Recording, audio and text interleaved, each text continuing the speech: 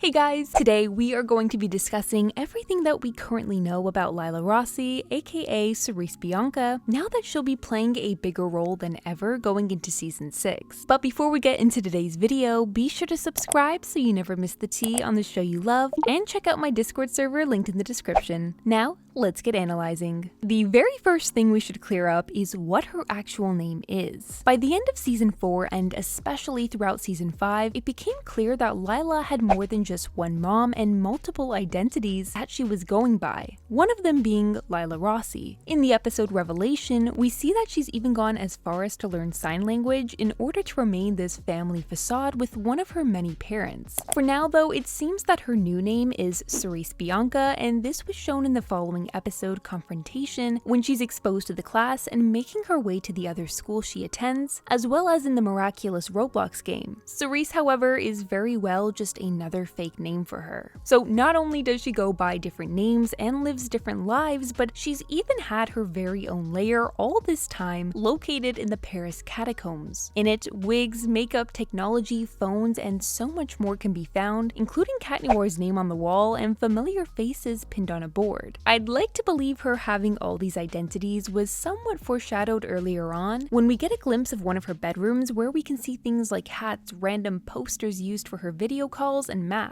not to mention how all of her previous akumatization forms involve lying, cloning, illusions, or manipulation. The big question though is, why is she doing all of this? Many fans, including myself, believe it could have to do with her involvement with the Supreme, which could explain a lot of things like her alliance formed with Gabriel back in season 3. In the episode Heroes Day Part 1, Gabriel purposely speaks lowly of Lila so that he could akumatize her, but I always found myself wondering why Lila cared so much about how she was perceived by him, if not for having one goal: to steal the Butterfly Miraculous. Now, we've yet to learn any of Lila's true backstory, nor what her motives are for wanting the Butterfly Miraculous, but if it's true that she is working with the Supreme, it would make the most sense to see her getting the Butterfly Miraculous for the Supreme's purposes. It could also explain why we see her so frightened and shocked at the end of season 5 when she's indulged by an electric blue light, which could very well have been caused by the Supreme. I think Lila may try to double cross him if she is tied to him in any way, and go on to use the Butterfly Miraculous for her own intentions. I've always found it intriguing that while Marinette was the only person she couldn't get wrapped around her finger for the longest time, she managed to secure nearly everyone else's trust, most importantly those closest to Marinette, some of the younger characters who will serve to be useful now that she's the new holder, and especially Kagami. In the episode Time Tagger, we hear Time Tagger say, "I said I was sent by the Hawkmoth of the future, but I never said it was you." If Lila remains the holder of the Butterfly Miraculous for that long, it's an incredibly smart move of her to be gaining the trust of the next generation, such as Alia and Nino's siblings. It seems pretty unlikely that we'll ever get to see this akumatization happen, but I can't help remembering how Bunnix teased Pain and Tears, the twin queens of the inner dimension, who the fandom has pinned to possibly be Alia's twin sisters when they're older. As for Kagami, I've found it interesting how much closer Lila became with her all of a sudden in season 5 after Tomoe and Gabriel's alliance was made clearer to the public. I think Lila is well aware of the power and influence Kagami's mother has, and I honestly wouldn't be surprised if we see them working together next season and onwards. Tomoe never got her end of the deal with Gabriel by the looks of it, and while I thought her character was done for in the season 5 finale, it seems this is just the beginning for her after this snippet we see of an older face grinning in the season 6 trailer, and from the little we know about the next Miraculous World special. It seems the next special will be taking place in Japan after head writer Sebastian shared this tease on his Instagram, which appears to have the letter J in the title document. This of course is just speculation, however Thomas has even gone to tweet about a possible Japan special in the past, making Tomoe having a greater role and involvement alongside Lila all the more possible. Throughout the last quarter of season 5, it's confirmed that Lila knew about Monarch's identity for some time now, which goes back to what I mentioned earlier about her likely wanting to have worked with him in order to get the Miraculous all this time. It seems though that if she hadn't gotten around to stealing it the way she did by the end of the finale, she would have most likely used blackmail, seeing as she was able to get Natalie to send her old photos of Gabriel, confidential agreements between him and Tomoe, photos of the grimoire, Emily in the basement, and even the twin rings, which is probably my biggest concern going into season 6. Even though Gabriel is now gone, Lila still wants to make Marinette's life a living nightmare, and we've seen this unfold earlier on before Lila even had the Butterfly Miraculous, so you can only imagine how much more difficult things will become for Marinette this season. Lila was able to watch the entire fight between Monarch and Bug Noir unfold.